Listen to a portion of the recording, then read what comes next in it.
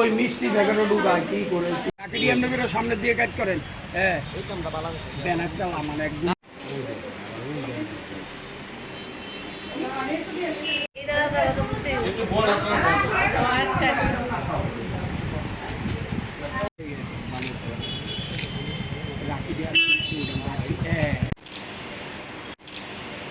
নমস্কার।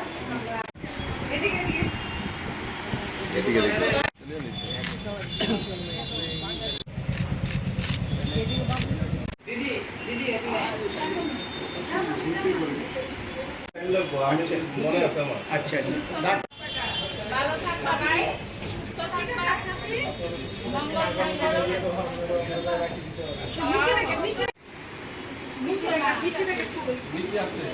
নমস্কার। আপনারা জানেন আজকে শুভ শ্রাবণী পূর্ণিমা, রাখি পূর্ণিমা। এমনই দিনে প্রতি বছরই সবাই মহাসমরে রাখি পূর্ণিমা দিবসটি পালন করে।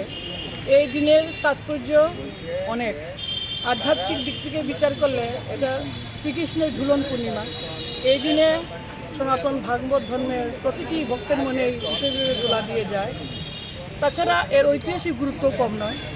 আমরা দেখেছিলাম পরাধীন ভারতবর্ষে সুচতুর ইংরেজ আমাদের সেই স্বাধীনতা সংগ্রামকে পঙ্গু করে দেওয়ার জন্য 1905 সালের লর্ড কার্জনের নেতৃত্বে বঙ্গভঙ্গে পরিকল্পনা করে। সেই সময় আমাদের সেই কবিগুরু, বাংলার সেই কবিগুরু রবীন্দ্রনাথ ঠাকুর এই রাখিবন্ধন উৎসবের মাধ্যমে তীব্র গণ আন্দোলন তৈরি করেছিলেন। সেই গণ আন্দোলন যখন তীব্র থেকে তীব্রতর হয়, তখন সেই ইংরেজরা 1911 সালে সেই বঙ্গভঙ্গ রদ করতে বাধ্য হয়। সেই স্বাধীনতার পর থেকে এই দিনটি একটা জাতীয় উৎসবে পরিণত হয়। এই রাখি বন্ধন শুধু একটা সুতো নয়, এর মাহাত্ম্য অনেক। এটা একটা ভ্রাতৃত্ব বন্ধনের প্রতীক, সংহতির প্রতীক, সুরক্ষার প্রতীক। তাই বাঙালি সমাজের, মহিলা সমাজের স্লোগান হলো মানুষ মানুষ, ভাই ভাই, উঁচু কিংবা নিচু নাই, সব মানুষের ধর্ম এক।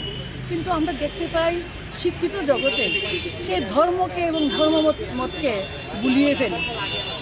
এটা সাধারণত বিপরীত ধর্ম, যেটা মানব ধর্ম বা মনুষ্যত্ব, সেটা মানুষের মধ্যে ভালোবাসা, ভ্রাতৃত্ববোধ জাগিয়ে তোলে। কিন্তু এই যেটা ধর্মমত, যেটা রিলিজিয়ান, সেটা মানুষের মধ্যে বিভেদ সৃষ্টি করে।